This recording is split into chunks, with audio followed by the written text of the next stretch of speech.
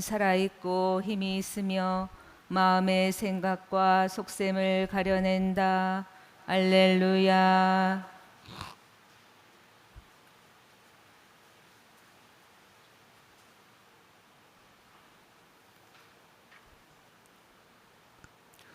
주님께서 여러분과 함께 또한 부재의 영과 함께 마테오가 전한 거룩한 복음입니다. 주님 영광 받으소서. 그때 예수님께서 제자들에게 이런 비유를 들어 말씀하셨다. 하늘나라는 자기 포도밭에서 일할 일꾼들을 사려고 이른 아침에 집을 나선 밭 임자와 같다. 그는 일꾼들과 하루 한 데나리온으로 합의하고 그들을 자기 포도밭으로 보냈다. 그가 또 9시쯤에 나가보니 다른 이들이 하는 일 없이 장터에 서 있었다. 그래서 그들에게 당신들도 포도밭으로 가시오.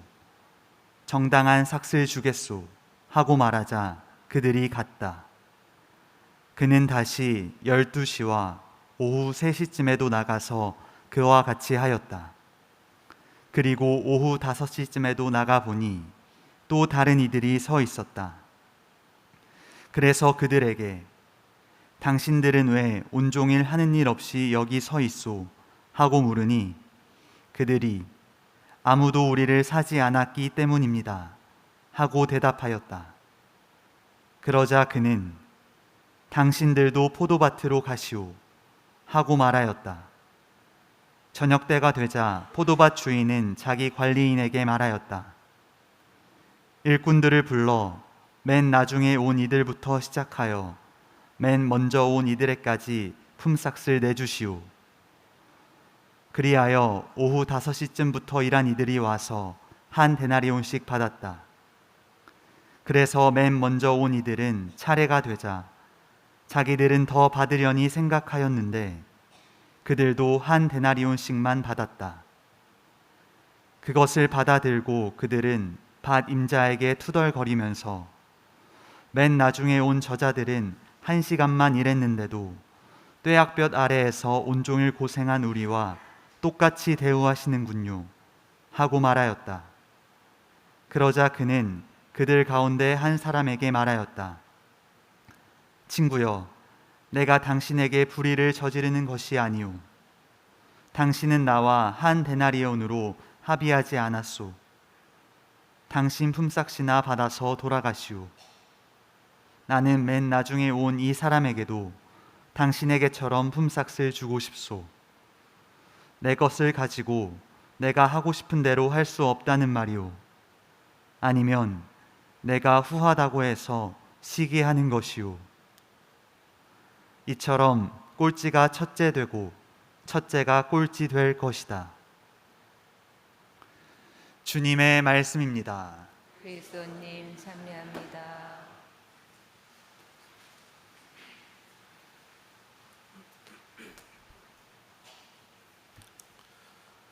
오소서 성령님,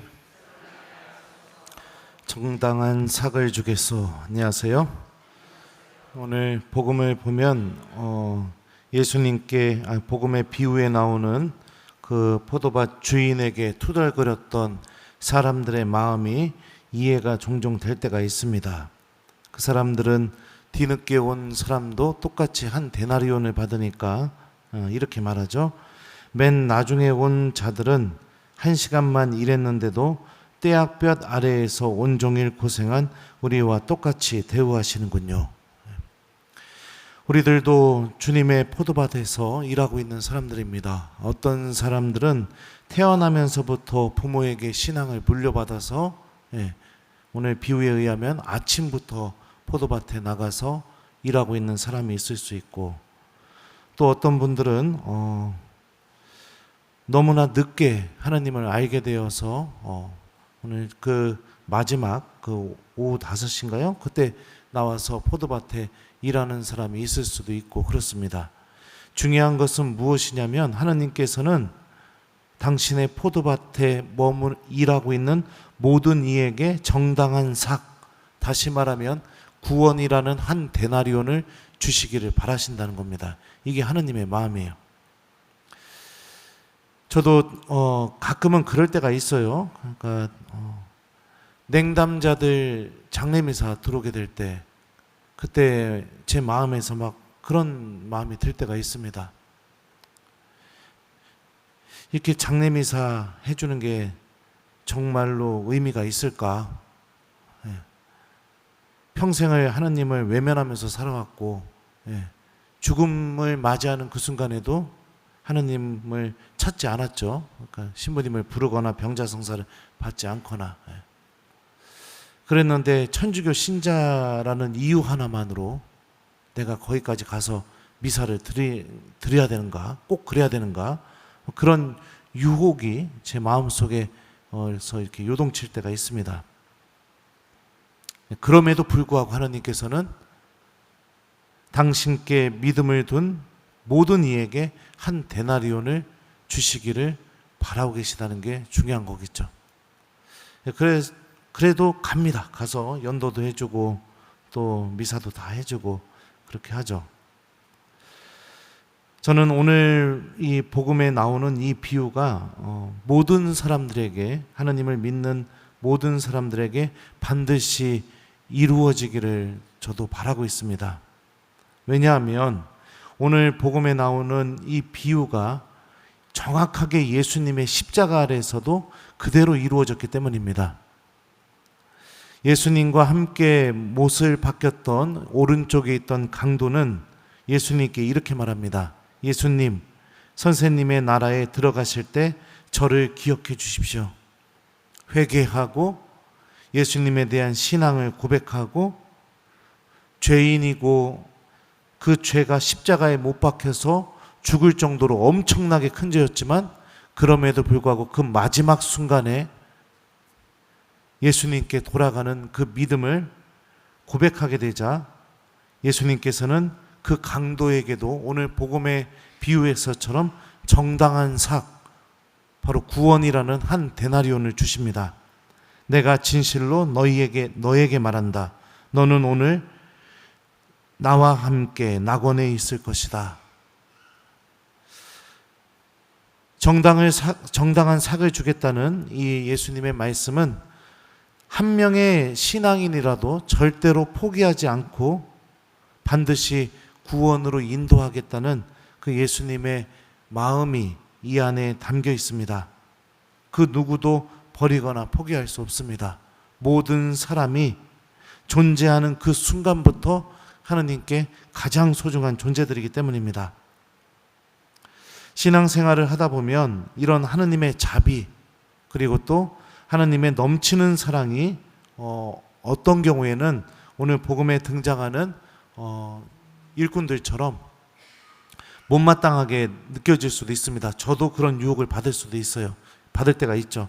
하지만 중요한 것은 우리는 이 믿음이라는 이 신앙의 여정을 통해서 하나님의 자비와 용서와 사랑이 얼마나 큰지를 배워 나가고 있는 사람들이고, 그리고 또 나 또한 그런 하나님의 자비와 용서와 사랑에 나중에는 의탁하고 또 희망을 걸어야 될 사람이라는 것을 잊지 않았으면 좋겠습니다. 오늘 일독서를 보면은 이 사람들이 아비멜렉을 왕으로 이렇게 세우는 일이 벌어지게 됩니다. 그러자 요탐이 나무들의 비유를 통해서 그 왕이 되려고 하는 생각이 하나님 안에서 얼마나 잘못됐는지에 대해서 이렇게 이야기해주고 있죠. 가시나무가 다른 나무들에게 대답하였다. 너희가 진실로 나에게 기름을 부어 나를 너희 임금으로 세우려 한다면 와서 내 그늘 아래 몸을 피하여라. 그러지 않으면 이 가시나무에서 불이 터져나가 레바논의 향백나무들을 삼켜버리리라. 다른 민족들이 다 왕을 갖고 있으니까 우리도 왕을 가져야 된다. 이런 논리는 복음의 논리가 아닙니다. 우리는 하느님을 주님으로, 왕으로, 주인으로 모시고 있는 사람이죠. 다른 어떤 것이 바로 그 하느님의 자리에 차지하게 돼버리게 될 때 결국에 그것이 아무리 겉으로 좋아 보이다 한다 하더라도 이 가시나무가 했던 말처럼 그 가시나무가 펼쳐놓은 그 그늘 아래서 하느님도 바라보지 못하게 되고 그 조금만 움직이면 찔려버리게 되는 아주 불행한 삶으로 결국에는 흘러가 버릴 뿐입니다. 왕을 만들려는 마음, 이거는 결국엔 내 스스로 내가 주인이 되고 싶은 마음, 내가 왕이 되고 싶어 하는 마음, 그런 마음이 만들어낸 유혹이죠. 그리고 오늘 복음과 연결지어서 생각해 본다면 하느님의 정의, 모든 이에게 구원을 주시려는 그 하느님의 정의에 불만까지 품게 만들고 그것이 불공정하다고 여기게 만드는 마음, 이 마음도 내가 주인이 되려는 마음, 내가 왕이 되려는 그 마음에서 나오는 판단이라는 것도 함께 생각해 볼 수 있습니다. 그러니 우리는 믿음을 통해서 내가 주인이 되려는 마음, 왕이 되려는 마음, 이런 마음들을 내려놓고 하느님을 우리의 주님으로 모시면서 마지막 순간에도 당신께 회개를 선택하는 이들에게 구원이라는 정당한 삭을 주시는 그 하느님을 찬미하고 또 그 하느님의 우리가 믿음을 두고 희망을 걸면서 주님의 포도밭 안에서 구원을 잘 준비하는 하느님의 자녀로서 살아가는 게 신앙인다운 삶의 모습이라고 오늘 말씀이 우리에게 알려줍니다. 오늘 하루는 여러분들 이 하느님의 구원에 절대로 나는 배제되어 있지 않다라는 것을 기억하면서 특별히 하느님께 감사 기도를 좀 드려보는 하루를 보내봤으면 좋겠습니다. 숙제 드릴게요. 마지막 순간에도 나에게 정당한 삭을 주시려는 그 하느님의 마음, 나를 끝까지 구원하시려는 그 하느님의 마음, 그 하느님이 오늘 하루 우리의 주인이시고 우리들의 주님이시고 우리들의 왕이 되시도록 함께 노력하면서 나를 이토록 사랑하고 계시는 하느님께 감사기도 밥 먹을 때마다 한 번씩 딱 3번만, 오늘 아침 드셨으니까 2번만 오늘 감사기도를 좀 드려보는 하루를 보내봤으면 좋겠습니다. 정당한 삭을 주겠소. 아멘.